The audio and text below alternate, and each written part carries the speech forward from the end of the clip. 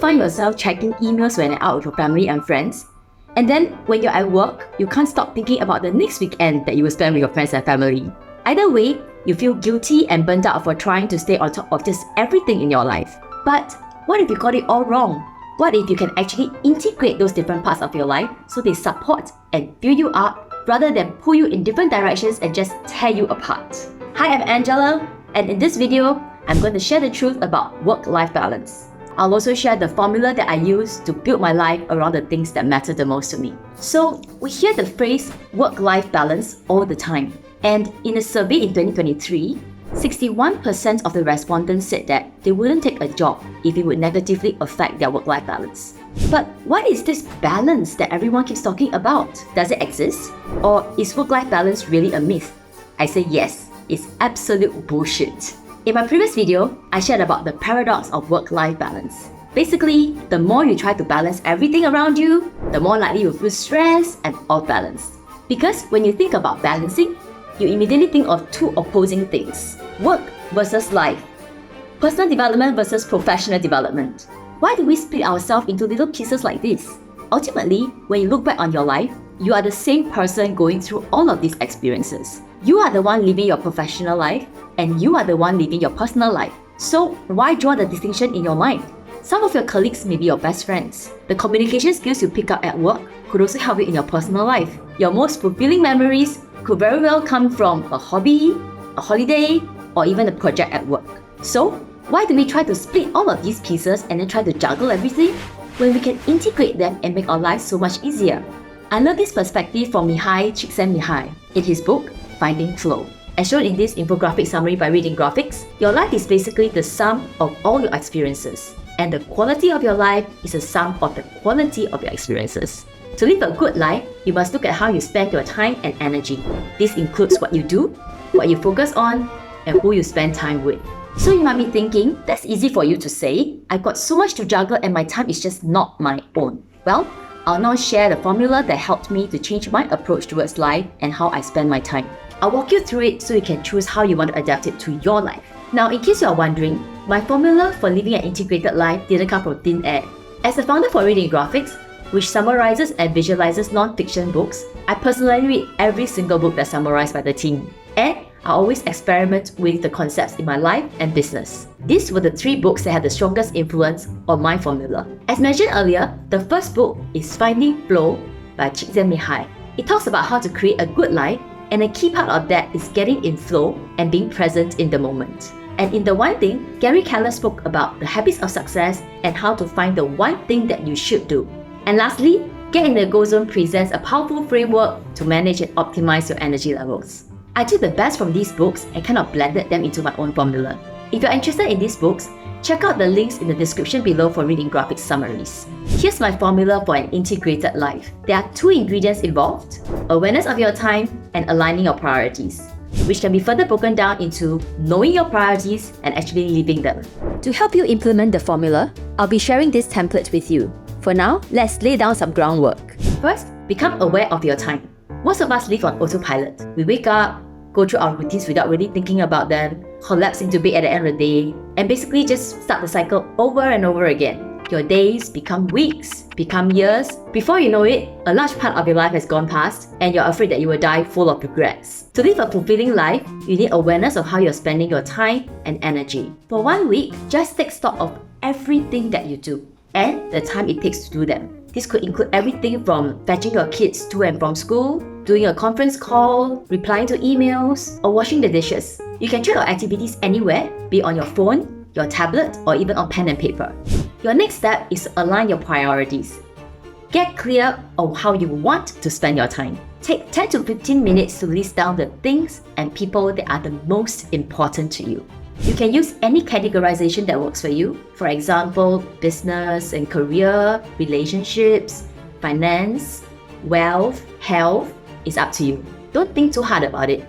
Just go with your gut and ask yourself questions like, if I had only 1 week left to live my life, who are the people I really want to spend time with, and what would I do? Now, it's time for a reality check. Compare your 2 lists. Look at the things and people that are supposedly important to you. Then look at how you're spending your time. Chances are you are not spending time where it matters the most, or you're not spending it in a meaningful way. For example, the bulk of your work time might be on things like emails or meetings without any time for real focused work. Or your time with family could actually involve everyone sitting around the TV and looking at their phones. That's okay, because with this realization, you can start to make some hard but meaningful choices. This is the template that I use to start organizing my life. Now that you know the gap between your priorities and actual time use, we can use this template to progressively realign your day around your priorities. I literally counted the number of hours that I had in a day, a week, a month, and a year, and I allocated time for all the things that I wanted to fit in. It quickly became painfully clear that I was not going to fit everything in. Not only did I have to choose what and who I wanted to prioritize, I had to figure out how to make every moment count. This was when I had to get creative, and I found these 3 questions to be really powerful. In The One Thing by Gary Keller, he recommends this question: what's the one thing you can do such that by doing it, everything else will become easier or unnecessary? You can apply this to any area of your life. The second question is, how can I align or transform the activities so that they serve multiple goals and areas in my life? For example, if you and your spouse both love music, can you combine couple time with relaxation time by going to a concert together?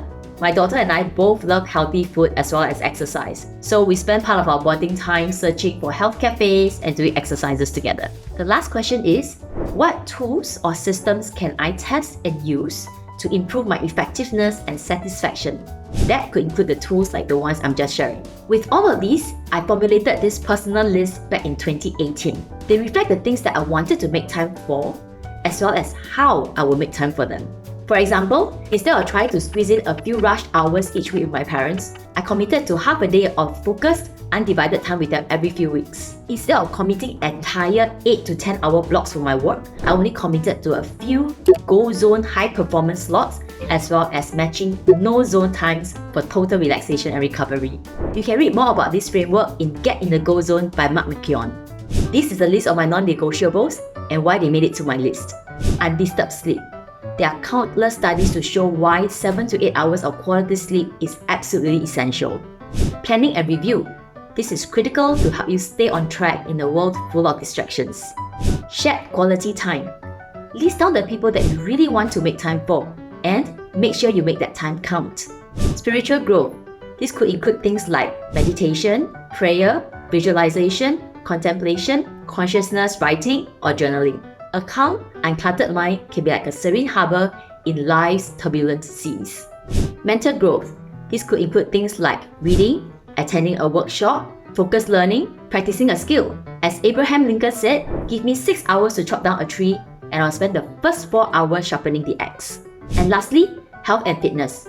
I strongly recommend a mix of strength and core, as well as cardio exercises. Now obviously, this list is highly personal, so what works for me may not work for you. The main thing is, don't worry about how others are living their lives or what they expect of you. Your list and time allocation should reflect what truly matters to you and what it takes to live your authentic life.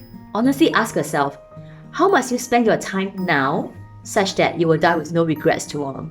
This process won't happen overnight. The key here is to become mindful of your priorities and how you're living them every day. If you can't set aside an entire day with your kids, how about just 10 minutes of uninterrupted bonding time? If you can't take an entire afternoon by yourself, how about 10 minutes of conscious walk by the beach? The goal here is to identify the non-negotiables that you commit to and then build your life around them a little bit at a time. Once I pin down the things that I would commit to, I pen them into my calendar like this. I found it useful to bookend my days by taking care of my morning routines and my evening routines. In another video, I'll share how I use various time management, energy management, and productivity tools to get the most from the other time in a day. I hope this framework will help you to shift from trying to juggle too many fragmented pieces to integrating your life around a few things that truly matter. I provided the links for the template in the description below. I have added some notes and tips in the template to guide you along the way. As you try out this formula, you probably have questions or observations to share. Feel free to drop them in the comments below, and I'll definitely come back to answer them. Don't forget to like and subscribe if you haven't already. Stay tuned for more life-changing lessons from GrowthGarden. See you in the next video.